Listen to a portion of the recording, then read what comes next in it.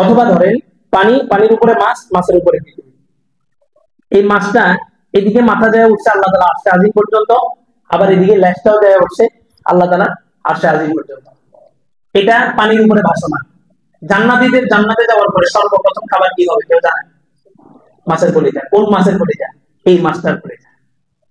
যে মাছটার উপরে পৃথিবীটা আছে, এই মাছের কলিজা দিয়ে জান্নাতীদের কি দেওয়া হবে? প্রথম মেহমানদারি করা হবে। এই মাছটা কিসের উপরে? পানির উপরে। এখন কথা হচ্ছে পৃথিবী এত স্পিডে ঘুরতেছে, তাহলে আমরা ঘুরি না কেন? আমার এই বোতলটার দিকে খেয়াল করেন। এখানে মনে করেন উপরে কিছু একটা, পানির উপরে কিছু ফালাইতে পারলে ভালো হতো। হ্যাঁ, লং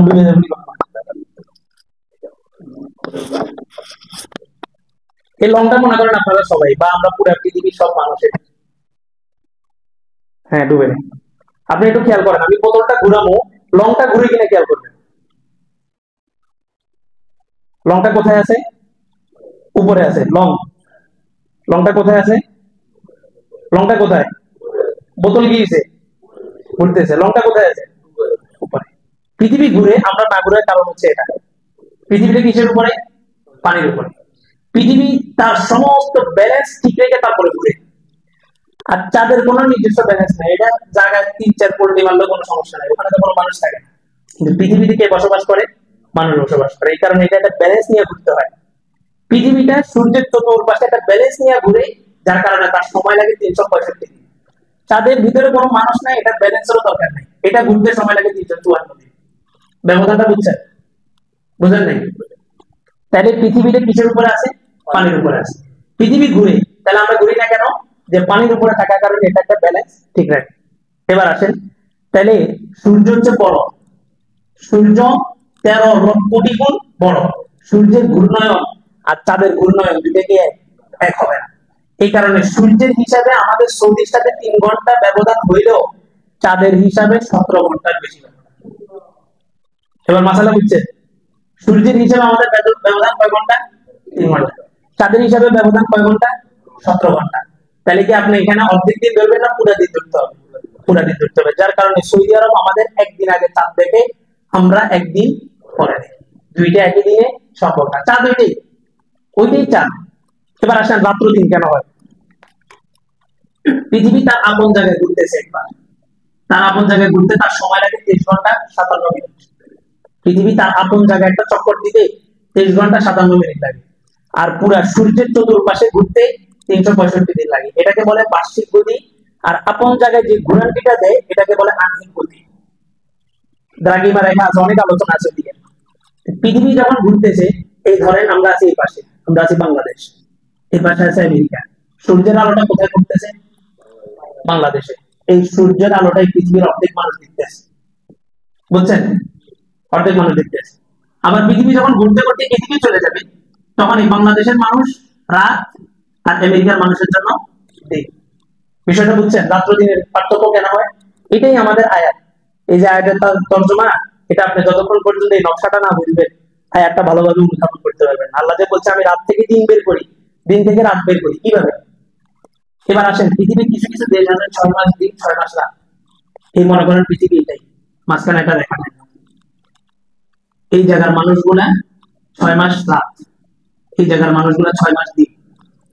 মনে করেন আরো বাকি করে দিতেন, আরো সহজ করতেন।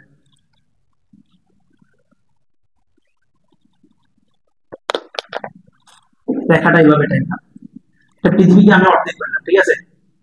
পৃথিবী ঘুরে কিভাবে? এইভাবে, এভাবে ঘুরে না, এভাবে ঘুরে। হ্যাঁ, তাহলে এইভাবে যদি ঘুরে, সূর্যের আলো কি এই জায়গাটাতে লাগতেছে? লাগতেছে না। এই জায়গাটা কি? অন্ধকার।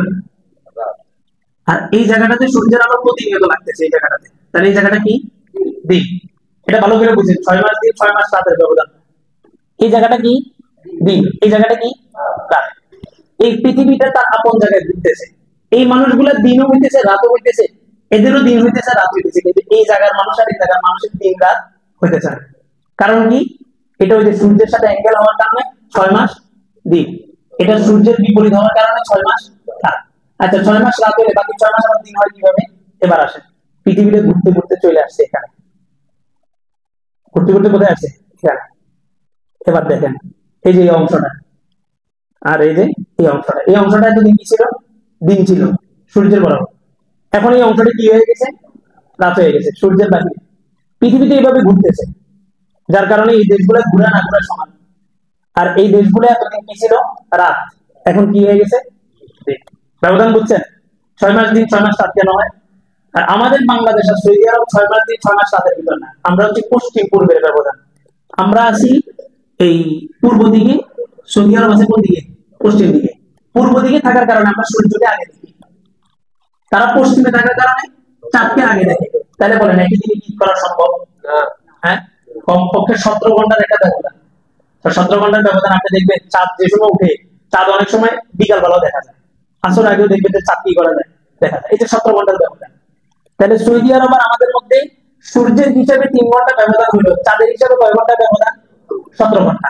এবার বলেন, এই রমজানের রোজা রাখা, ঈদ করা, কোরবানি করা, এগুলো কি সূর্যের সাথে সম্পৃক্ত না চাঁদের সাথে সম্পৃক্ত? মাসালা বুঝছেন? আমরা যে রোজা রাখি এটা কি সূর্য দেখে না চাঁদ দেখে? চাঁদ দেখে। আমরা যে রোজা ভাঙি, ঈদ করি, সূর্য দেখে না চাঁদ দেখে? চাঁদ দেখে।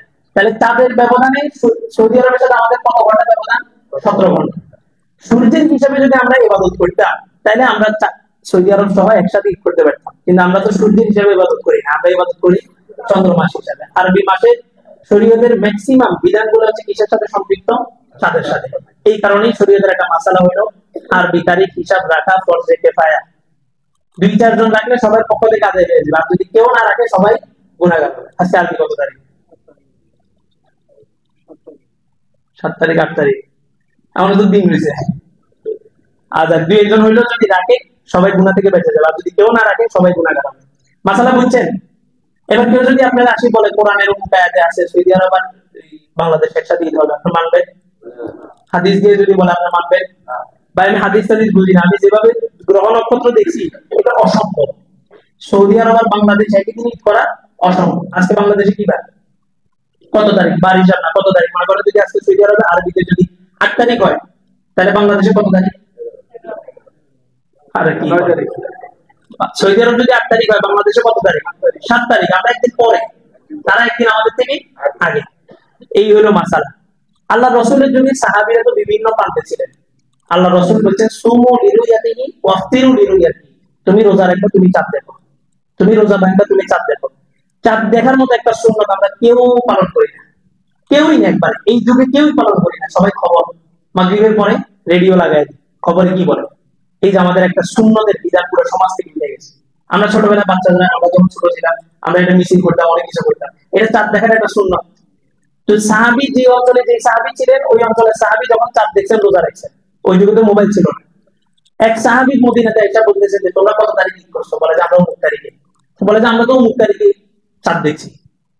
তখনকার হাদিসের ব্যাখ্যার মধ্যে এসে মুহাদ্দিসিন কেরাম আলাদা হয়ে গেছে। কিছু কিছু মুহাদ্দিসিন বলছেন যে পুরো পৃথিবীতে একদিনই ঈদ হবে। কারণ কি? ওনারা এই যে গ্রহ নক্ষত্রের এই ব্যবধানটা তখন বুঝেন। এখন আধুনিক যুগে এসে গ্রহ নক্ষত্রের ব্যবধানটা আমাদের সামনে স্পষ্ট করে দিচ্ছে, তাহলে এখন আমাদের মধ্যে সন্দেহ দ্বিধাদ্বন্দ্বের কোনো অবকাশ নাই। যত শক্তি দলিল দিয়ে বলুন, সৌদি আরব আর বাংলাদেশ একই দিনে ঈদ করা সম্ভব? একই সময় নামাজ পড়া সম্ভব? এটা বুঝছেন? আল্লাহ আল্লাহ তাআলা সবাইকে বুঝার আমল করার তৌফিক দান করুন। আল্লাহ। এই যে সূর্য উঠে, সূর্য ওঠার 10 থেকে 12 মিনিট পর নামাজ পড়তে হয়। কেন? সূর্যের আলোক বর্ষ হিসাবে সূর্য ওঠার 8 মিনিট পরে আমরা পৃথিবীর মানুষ দেখতে পাই। 8 মিনিট পরে সূর্য যখন উঠে তখনই আমরা দেখতে পাই। সূর্য পৃথিবী থেকে কত কিলোমিটার দূরে? 15 কোটি কিলোমিটার দূরে। এত দূরের একটা আলোক বর্ষ হিসাবে সূর্য তার আপন জায়গায় ওঠার 8 মিনিট পরে আমরা দেখি। এই কারণে রাসূল বলছেন 8 থেকে 10 মিনিট অথবা 10 থেকে 12 মিনিট পরে নামাজ পড়া এটা সন্দেহযুক্ত সময়। মাসালাগুলো বুঝছেন? এগুলো প্রত্যেকটা মাসালার পিছনে লজিক আছে, যুক্তি আছে। যুক্তি দিয়ে যখন মাসালাটা বুঝবেন, সব মাসালা আবার যুক্তি দিয়ে বোঝা যাবে না। ওযু যায় কোন দিক দিয়ে, কিন্তু ওযু করেন কি? ওযু যেটাকে আমরা ওযু করি হাত দুই পা দুই মুখ দিয়ে, এগুলো কি দোষ? এগুলো কোনো দোষ আছে? হাতের কোনো দোষ আছে? মুখের কোনো দোষ আছে? পায়ের দোষ? তা আপনি ওযু গেছে একদিক দিয়ে, বাকি অঙ্গগুলো যে শীতকালে এরকম কষ্ট দিলেন, সব কিছু যুক্তি দিয়ে বোঝা যাবে না। ইসলাম মানে হচ্ছে শুনলাম মানলাম। হ্যাঁ, কিছু কিছু বিধান যুক্তি দিয়ে বুঝলে আমলের মধ্যে একটা স্বাদ আসে, যেটাই কারণে এই কারণে। আল্লাহ মাসালাগুলো বুঝছেন না? আমি কত খালি বুঝে গেলাম। হ্যাঁ, বুঝেন না বুঝেন যে কয়টা মাসালা বলা হয়েছে, প্রতিটা মাসালার বিনিময়ে কি সব? 1000 রাকাত নফল নামাজের সব। আল্লাহ তাআলা সবাইকে মাসালাগুলো বুঝার মধ্যে বুঝানোর তৌফিক দান করুন। আমাদের আবু ভাই নিকলের গাড়ি চালায়, আবু ভাই ওনার ভাতিজা স্ট্রোক করে মারা গেছে, রাতে দোয়া চাইছে। আলহামদুলিল্লাহ।